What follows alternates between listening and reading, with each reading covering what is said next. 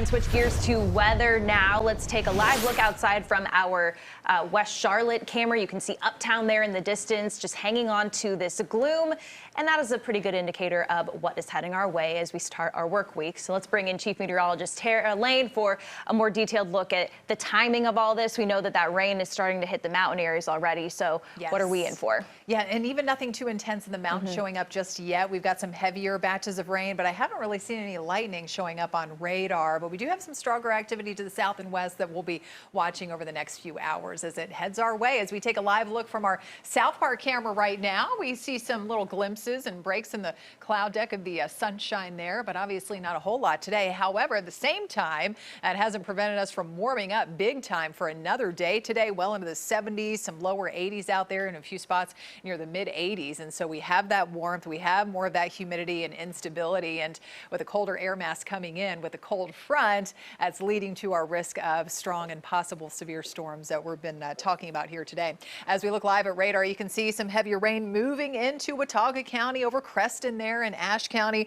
all the way down. It's a little bit lighter for now over Avery County, but we do have some heavier batches on the way. And I've been watching this line too, south of Valleytown and moving into the southwestern corner of the state. There's been some heavy rain, some occasional lightning, a few more isolated, stronger storms here over parts of North Georgia. So watching that activity as it heads off to the east, and eventually if it holds together over, say, Cleveland County, the Charlotte area, we could get some gusty wind and some lightning with that over the next few hours. Again, this is all ahead of a cold front still just off to our west. And so with all of that being said, we do have that risk of severe storms, slight risk here. So it's not at the real high end of the scale. We're in the yellow zone, and this is mainly from near I-85 north and west. And so mainly talking about that slightly higher risk of some damaging wind up in the mountains and foothills. Of course, even outside of any gusty storms, it's been an overall pretty windy and blustery day out there. But that will be the main threat if we do get some sort of, say, severe thunderstorm warning popping up. Damaging wind gusts, talking about 60+ mile-an-hour wind gusts, will be the main threat there. Rain chances, thunderstorm chances, really kind of peaking here 7, 8 o'clock or so. And by the time we roll around 9, 10, 11 o'clock, things will be wrapping up and those showers and storms will be starting to exit the region.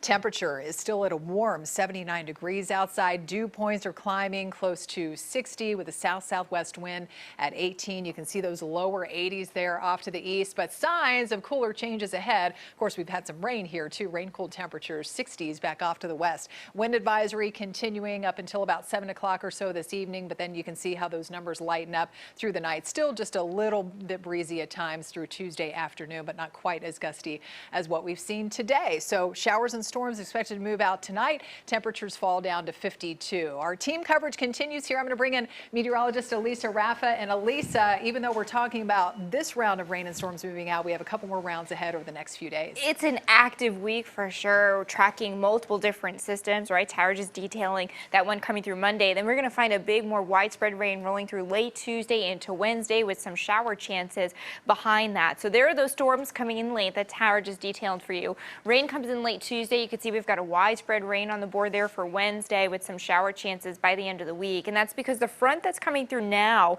kind of stalls, keeps us unsettled. It's a mostly dry Tuesday with some cloud cover there, but we're mostly dry until late in the evening and overnight. That's where that big swath of rain starts to come through with some widespread rain around on Wednesday as we start to get a system to develop and track through the Carolinas. Now, all of this is going to come with a much cooler air mass. We've been near record highs the last couple of days, and a cool down is coming with these temperatures back closer to average in the upper 50s and lower 60s, much more March-like. We're not quite in the territory yet for 80-degree temperatures yet. Those have been on the side of record. So those showers and storms again early tonight.